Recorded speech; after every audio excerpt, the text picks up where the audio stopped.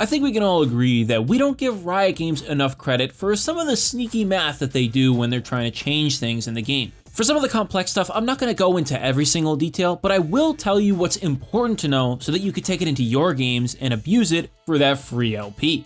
But listen, I cut you a deal, you cut me a deal, alright? Your end of the deal is to click the like and sub buttons. That way I know you're understanding the tips and can keep up with more stuff that we release as the patch goes on. Well, we usually cover patch-specific stuff every single time that each patch comes out, but we also release generic guides and even champion guides out here as well. And to find more stuff like that, make sure you go check out our website, GameLeap.com. All of our guides up there are done by challenger level players, just like they are out here, and of course we get to go super specific there and really cover the important details that make the difference between good players and amazing players. Even an amazing player would be lost without understanding how to abuse the game's systems. And that's what our first trick here on this patch is going to be about. Let me walk you through what happens when you start CULL and take cut down on just about half of the AD carry roster, maybe even a little bit more. In case you didn't know, one of the most important parts of this is the CULL itself. CULL is a stronger item than Doran's Blade in the early game, as it provides you with a very strong power spike when you finish up its passive, and the stats in the very early laning phase are better, because the life on hit will exceed the lifesteal unless you start doing more than 100 damage per hit. That usually doesn't happen for quite some time, and which is why CULL is stronger in the early game. The only thing you need to be looking out for is the fact that you don't have 80 extra health from the Doran's item. There is another sneaky bonus to CULL, and that's that if you're hitting wards or towers, you still also get the life on hit. So if you find yourself playing somebody like, let's say, Caitlyn, who can really easily shove people and pressure people under tower and even just hit the tower itself, then you got a pretty decent source of free HP as you continue to hit the tower with your extreme range and pushing power. This CULL lifesteal thing applies in all situations for all AD carries. The thing that doesn't is its synergy with cut down. Because you aren't gaining the 80 extra health from buying a Doran's Blade or any health from buying another Doran's item, you have the advantage of being able to abuse cut down in the early game for free extra damage. You might have gotten technical with me and said, hey Ace, dude, you're missing 1 AD when you buy CULL. And guess what? That's what the cut down makes up for and more. You can get away with this on a lot of the AD carries who have low base health, and you can look them up, but we'll also provide a little bit of a list here to show you AD carries starting health at level 1 so that you could really easily figure out which AD carries you're up against and who you're playing and see if it's actually worth it or not. Remember that cut down gives you the damage bonus when the difference is 10% or more. If you're playing Caitlyn, who has 510 base HP, all you need to do is have somebody that you're playing against who has more than 561 base HP. That's just over half of the traditional AD carries that are played in the bot lane and excludes anybody else who might be there like Cassiopeia, Ziggs, or some other mages that sometimes float into the bottom lane. And I've been talking a lot about AD carry, but let's not forget that bot lane also has the supports there too. You are almost always going to be having this damage bonus unless you're up against some of the squishiest supports in the game. I'm talking about stuff like maybe Sona or Janna aren't being affected, but just about anything else will be. Don't forget that they can also buy items that give them health, like a Relic Shield rather than a Spell Thief's Edge. And outside of the very early game, even items like Redemption or Shirelia's can make a difference between turning on cut down or not. This is some thick stuff, but if you manage to realize it ahead of time, take a moment to look at the chart, compare the health, and then see what it is that you can do in the lane. If it's an option, you should definitely abuse it. You can even take a bit of a risk and just assume that your opponent is going to buy a Doran's Blade, and at that point you can assume that almost any AD carry combination would result in you getting cut down if you're buying that CULL. Unless you're looking at the most extreme examples where you have people with 510 HP like Caitlyn versus somebody with 600 like Kaisa or Draven, then yeah, it's not going to work no matter what. Even if Caitlyn does get the 80 health from a Doran's item, it's nowhere near the amount that Kaisa would need in order to trigger the cut down against her, and that's okay. You can just stick with buying the CULL on its own since it will be better in a vacuum and not worry about the cut down. Now that was a lot of stuff to talk about in terms of just AD carries, buying CULL, and taking cut down. But we still have a little bit more of AD carry stuff to cover, and this time it's going to be a lot shorter because we're just talking about some specific item builds here. No runes, no heavy math involved really. First up, let's take a quick look at Kalista. And as it turns out, it is actually better to not go RUNAAN'S Hurricane second on Kalista. Many Kalista players in the bot lane will simply go for a Blade of the Ruined King into a RUNAAN'S Hurricane, or even in the top lane, you might go something like a Sanguine Blade into a RUNAAN'S Hurricane, or even just stack it and say screw it, get a Bork on top of it. Why not? More damage, more lifesteal, more attack speed, it's all good. The increase on single target DPS from going a Ginsu's Rageblade second on Kalista is actually nutty. Especially if you happen to buy Blade of the Ruined King, because at that point, you're stacking on hits using the Phantom hit from Rageblade. Kalista stacks spears faster using the on hit as well, which allows her to get bigger damage on Rens. And Kalista's problem is that she usually lacks armor penetration to actually do something with her high base damage. And don't forget that her auto attacks only actually do 90% damage as part of her passive, so she's already trying to rely on hits in the first place. Committing to the on-hit and foregoing the little side bolts that RUNAAN'S Hurricane can feel really nice with, it's okay to buy Rageblade second to make sure that you're absolutely dominating the individual targets. And then later on, you can pick up a RUNAAN'S as your third item instead, and still have the great power that you have in teamfights before, where you can be a threat to rend multiple targets and consistently stack stuff on people who are trying to dive on top of you. There are other strengths as well outside of just, smashing people in a 1v1 harder or smashing a single target harder, like being able to take objectives really quickly due to faster stacking spears and more on hits, or even taking towers faster because you have more attack speed. The last thing we're going to talk about that's AD carry related is going to be a new item build on Kaisa. It's been kind of floating around for a little bit, and some people are even experimenting with doing lethality things on Kaisa, which is very interesting. But right now I'm going to be talking about the 40% cooldown Kaisa build, which is Essence Reaver into Nashor's Tooth and then into Rageblade.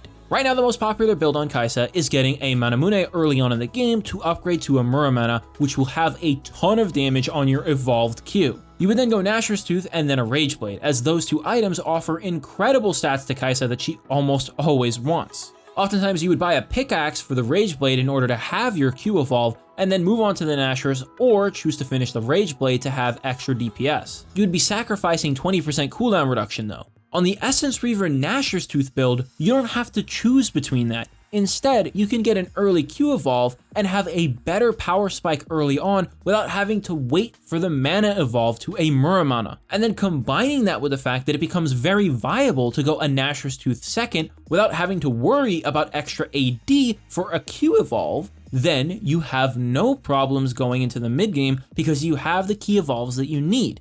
And on top of that, you now have 40% CDR.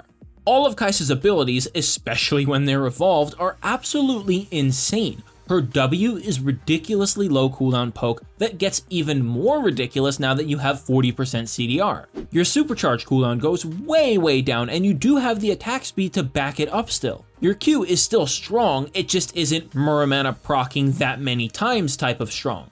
So by sacrificing what the Muramana gives you in some of the DPS in the later stages of the game and the spike you have when it actually transforms, you instead gain a stronger early game, more cooldown reduction to have your self-utility and poke spells up more often, and on top of that, you also get the ability to mitigate your mana problems still, since the Essence Reaver passive helps you with that. This gives Kaisa a much stronger item curve in the game to play with, rather than waiting a very long time for the Muramana to come online, which at that point the game might already be lost. This could cause Kaisa to struggle way less with the early game problems that she has, and if that's the case, she's going to be a much better pick overall. Alright, that's one too many little tricks for AD carries in the bot lane. Let's talk about something else. Here, let's talk about Ghost, since this was a summoner spell that I certainly thought was going to be absolutely broken when they changed it in 10.12. And I wasn't too far off, but there were some things holding it back.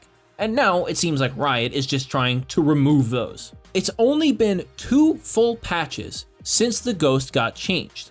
And since nobody really has elected to try it as much as Riot would like, they're kinda just guessing right now. That's the only thing I can think of, because they just vaguely say, oh, the numbers are not where we thought it would be. Well, where do you want it to be? We can't know these things. Right now, what I can tell you is that Ghost is an incredible on-the-spot activate for movement speed spell that can allow people to engage teamfights that they couldn't before, or escape situations that they couldn't before without using their flash. It also became much stronger on champions who rely on diving and going in or not getting kited, things like Tryndamere, Darius, and other such things that can use Ghost and have used Ghost felt a lot better after the changes. What they were missing out on was the fact that the total movement speed got adjusted downwards a little bit. And now that Riot is reverting that and actually leaving it at the same values as it was before, there's no downside other than the fact that it has a 30-second increased cooldown. Before the changes, Ghost was already a good situational summoner spell and obviously was better on some champions. At this point, I would say it's good on just about twice as many champions as it was before, with a majority of mid laners and a few top laners being able to abuse it really badly, and even a jungler here or there really. With them buffing it yet again before people could even have a chance to realistically adjust to it. Keep in mind that the last change to Ghost was about 3 years ago. Yeah, that long. What are they thinking is going to happen? They're not going to have a long enough period of time to say, yeah, this ended up where we wanted it to. That's why it's going to be extremely effective, as if it already didn't have the potential to totally pop off. The next thing that I'm going to talk about is directly related to jungle, but still is in the movement speed camp of things because it's related to Chilling Smite. Riot made this little bug fix note here where they say that Chilling Smite now properly grants Conqueror stacks, which is very interesting, because if you think about it, a lot of junglers who take Conqueror usually take Blue Smite. If they don't take Blue Smite all the time, then they usually could choose to take it if they wanted to, but many times would opt into something like Red Smite just because they want damage reduction.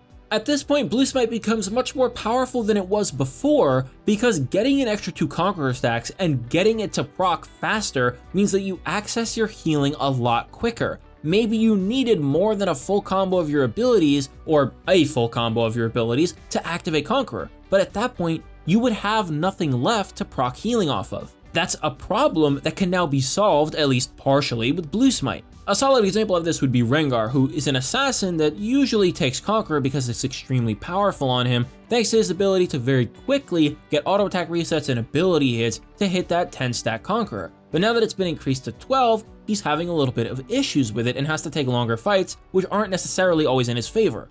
Blue Smite now adds to that and solves his problem.